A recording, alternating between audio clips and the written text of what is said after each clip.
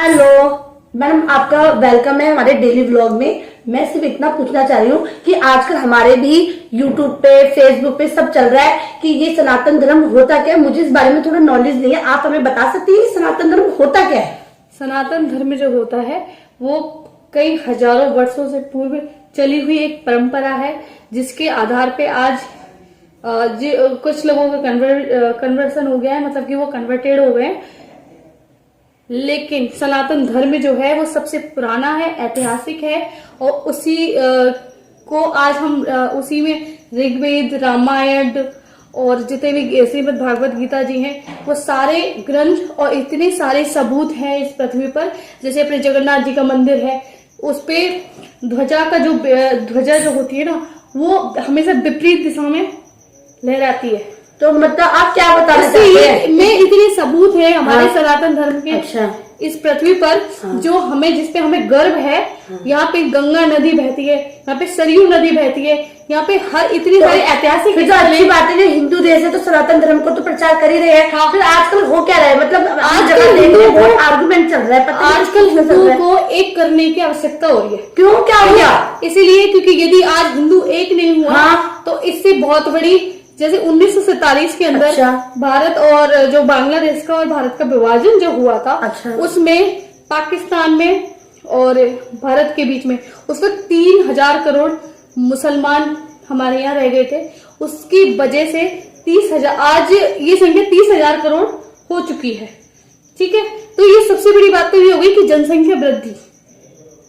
और जबकि जिस वक्त हिंदुओं की संख्या कम थी, उस वक्त कुछ राजनीतिक नेताओं ने उनकी नसबंदी करवा के वहां पे उस जनसंख्या को रोक दिया गया। हिंदुओं की? हाँ। अच्छा। हिंदुओं की नसबंदी करवा दी गई। अच्छा। लेकिन जनसंख्या ना बढ़े। जनसंख्या ना बढ़े तो जनसंख्या ज्यादा बढ़ने से भी तो बहुत सारी प्रॉब्लम्स होती है, हाँ। नेचुरल को प्रॉब्लम्स होती है। हाँ। अब यहाँ पे हमारी जो जितनी फैक्ट्रीज वगैरह होती है, अब यहाँ पे जितनी चोरी चकारी होती है, जितनी बलात्कार, तो आप ये कहना सारे केस आप ये कहना चाहते हो कि आजकल हिंदुओं को तो कर दिया, लेकिन ये जो दूसरे अदर लोग हैं वो स्टॉप नहीं कर रहे हैं। हाँ, इस वजह से। लेकिन उनके लिए क्या है ना, उनके लिए हर तरीके से सारे कानून बना दिए गए। उनको दूसरे पक्ष को, अच्छा विशेष समुदाय के लोग हैं उनको अल्पसंख्यक कहकर उनके हक में सारे कानून दे दिए गए। और हिंदुओं की धार्मिक शिक्षा उनसे छीन ली गई।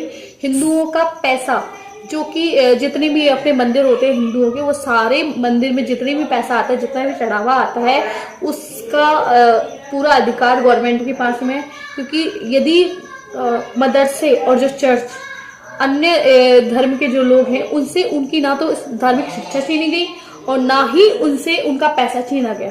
आज हिंदुओं का पैसा भी छीन लिया गया। उनसे जितने भी अधिकार थे, जो संविधान में बहुसंख्यक होने के नाते जो अधिकार उनको होने चाहिए थे, वो अल्पसंख्यकों को दे दिए गए। अल्पसंख्यक होने के बाद में भी आज उन लोगों की संख्या इतनी ज्यादा है कि आज वो लोग बहुत ज्यादा कई जैसे लव जिहाद करने लगे हैं, लैंड जिहाद, भूमि जिहाद वो लोग करने लगे हैं। जैसे वक्फ बोर्ड, उनके इसमें वक्फ बोर्ड बनाया गया था, वक्फ बोर्ड अधिनियम, उसको 1947 में उसको वक्फ बोर्ड, 1995 में ये अधिनियम बना था। और उसके बाद में इतने बदलाव किए गए कि उसमें जो धीरे धीरे जितनी भी शक्तियां निहित थी, वो सारी मुस्लिमों को दे दी गई, जिससे वो वक्फ बोर्ड आज ये कह करके उस पर कब्जा करता है कि हमारे पूर्वज जो है यहाँ पे 50 साल पहले ये नमाज अदा करते थे, तो ये जमीन वक्फ बोर्ड की है। जबकि ऐसे कई उदाहरण हैं। केरल में है केरल या असम कोई ऐसा राज्य जिसमें अल्टीमेटम तौर पे 30 घर थे वहां पे, और उनको वक्फ बोर्ड ने अपना कब्जा बता दिया और अल्टीमेटम के साथ के उसको खाली करवाने का आदेश पारित कर दिया। इसमें वक्फ बोर्ड में क्या होता है, वक्फ बोर्ड में इनके सारे जज मुसलमान, मतलब मुस्लिम समुदाय के होते हैं, इनके खुद के समुदाय के होते हैं। 120 में उसमें लोग होते हैं, 192% उसमें होते हैं। उसमें ऊपर से लेके नीचे तक इनका फैसला होता है, आखिरी फैसला इनका ही होता है। इसमें आप ना ही किसी हाईकोर्ट के पास जा सकते, आप किसी के पास अपनी दलील पेश नहीं कर सकते। तो इस तरीके से ये वक्फ बोर्ड जो है हिंदुओं के साथ में लैंड जिहाद करने लगते हैं। उनकी जो जमीन है वो उनको छीनने लग गया और वहाँ पे वक्फ बोर्ड की संपत्ति कह के वहाँ पे बोर्ड दे दिया गया है। अभी एक ही रिसेंटली न्यूज में आपको बताती हूँ, एक खोरा विशेष क्षेत्र है जयपुर के अंदर, उसमें गौचर भूमि पर वक्फ बोर्ड का कब्जा कर लिया गया, जबकि उनको ये कह के जमीन दे दी गई कि हमें थोड़ी कब्रिस्तान के लिए जमीन चाहिए, लेकिन कब्रिस्तान की जमीन पे वो मस्जिद बनाने लगे। अवैध कब्जा वो सबसे ज्यादा कर रहे हैं। हर जगह उनकी मस्जिदें मिलती है, कभी रेलवे स्टेशन पे मिलती है, कभी सड़क पे मिलती है, कभी कहीं मिलती है। तो ये अपना कब्जा करने लगे हैं, तो अवैध अतिक्रमण करने लगे हैं।